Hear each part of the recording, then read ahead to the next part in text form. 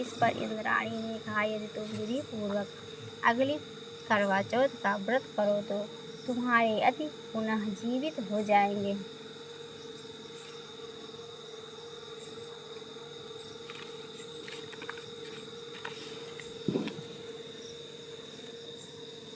कन्या ने ऐसा करने का वचन दिया।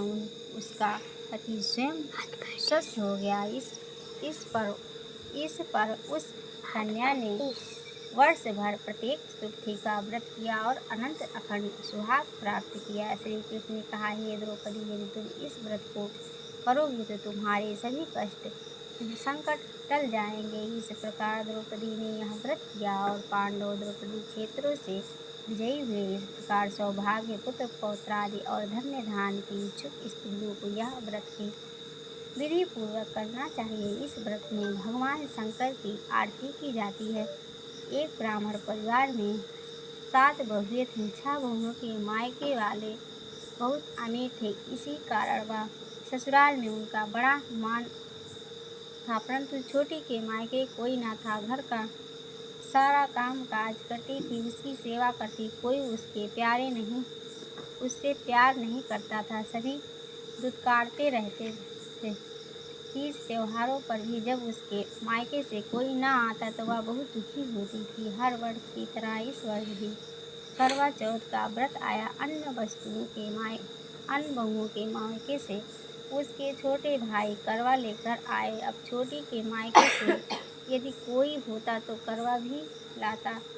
सास भी छोटी को ही खरी खोटी सुना रही थी। वह दुखी होकर घर से निकल पड़ी और जंगल में जाकर रोने लगी। एक नाग बहुत देर से उसका रोना सुनता रहा। अंत में वह अपने दिल से निकल कर आया और छोटी बहू के पूछने लगा, बेटी क्या बात है, तुम रो क्यों रही हो? छोटी बहू बोली, आज करवा चौथ है, मेरा कोई भाई नहीं है। यदि मेरा कोई भाई होता तो आज जरूर करवा लेकर आता।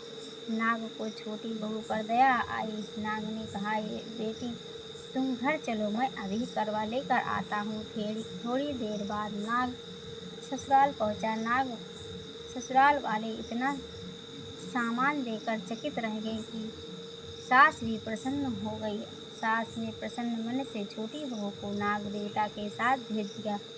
नाग देवता ने छोटी बहू को अपना सारा महल दिखाया और कहा, जितने दिन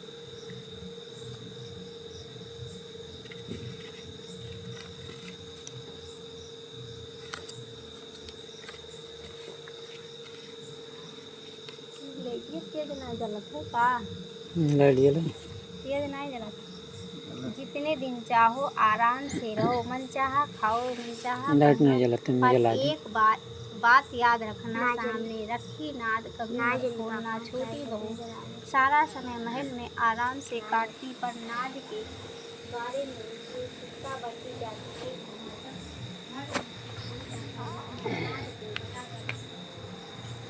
देखा तो वह हजारों छोटे सांप के बच्चे इधर उधर रेंगने लगे। उसने जल्दी ही नाद ढक दी। जल्दी में एक सांप की पूंछ नाद के नीचे आकर कट गई। शाम को नाग के आने पर छोटी ने अपनी गलती स्वीकार कर ली।